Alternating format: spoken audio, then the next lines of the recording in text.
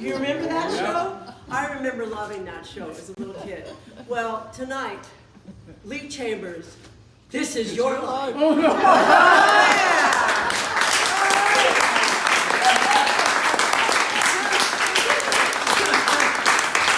There's a suspicious cast of characters. Secret, right?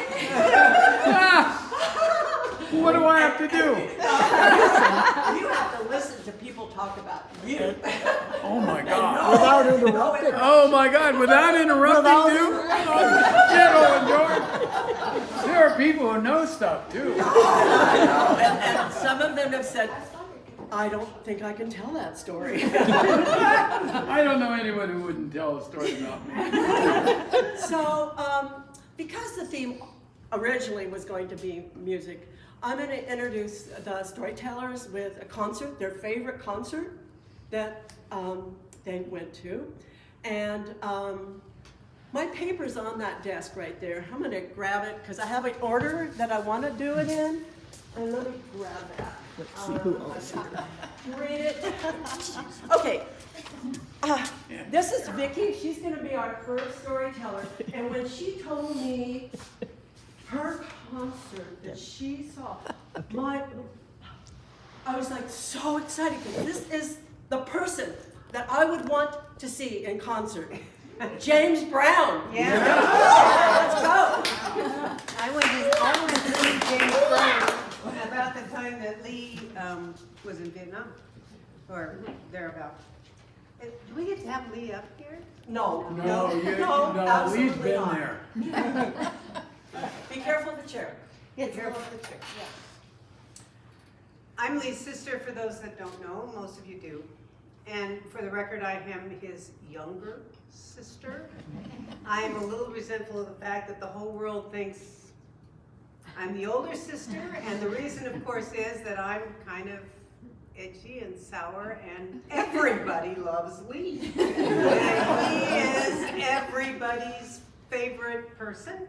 He has that positivity that I lack that just attracts people, and you just love Lee. And if Lee wants you to do something, well, try saying no.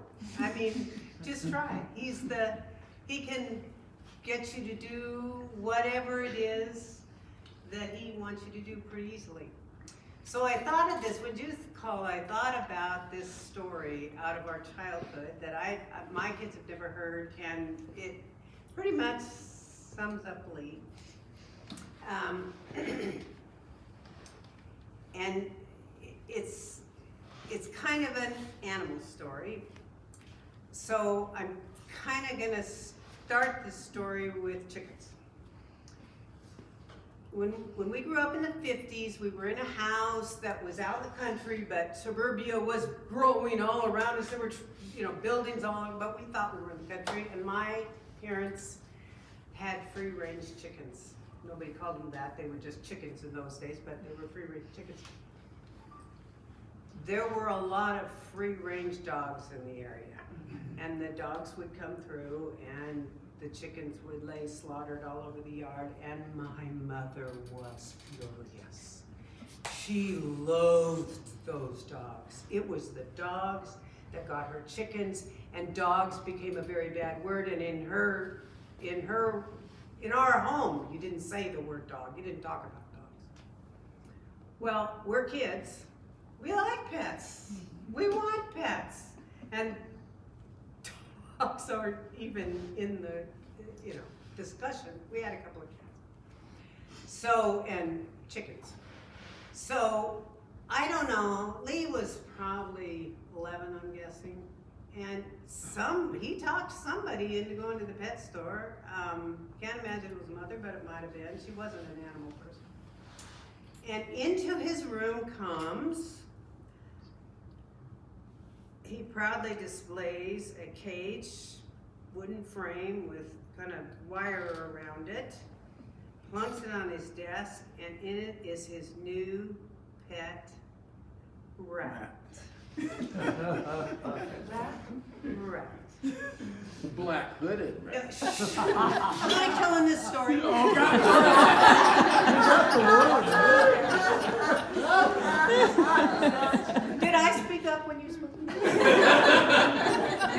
why they love him. Okay. Got it on the chair. So, it wasn't a gray rat, but like, you know, you're thinking of Norwegian. And it wasn't a white lab rat either. It was a white rat and it had a brown head. Do you remember? No. It had a brown head. And Lee was thrilled, and the rat was an immediate disappointment. It did nothing. As pets go, it basically took all the shavings and newspaper, whatever was in the bottom of this cage, piled it up in a huge corner over here, and got in the corner and disappeared. Didn't run around, it was an enormous, immediate disappointment. Until it gave birth. In that pile of shavings, if memory serves Lee, 14 I think something like that. babies. I can't remember exactly. It was a thrill. I mean, you can't imagine. The cat's free. That cage all of a sudden became the center of attention. It was thrilling. I remember being so excited. Lee was so excited. It was, my parents not so much. Here they gotten one little pet. And we have now pretty much of an infestation. Have I mentioned how fast rats grow? They don't stay little very long. No. And in no time, this cage is alive with babies. And Lee knows, and I mean, that my father knows how to take care of rat infestations. There's lots of. Put them in the hot dogs. So, it's a problem. It's a problem. And Lee knows that he better find an answer. And I remember this parade of children being brought into his room to see his rats. Their friends, neighbors, siblings, cousins, anybody he can get in the door, he brings in and lets them play with his little baby rats. And at this point, let me tell you, they're adorable. They're about this big.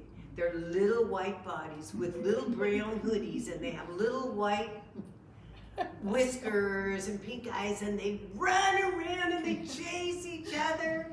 And Lee brings everybody in and said, "You want one of these?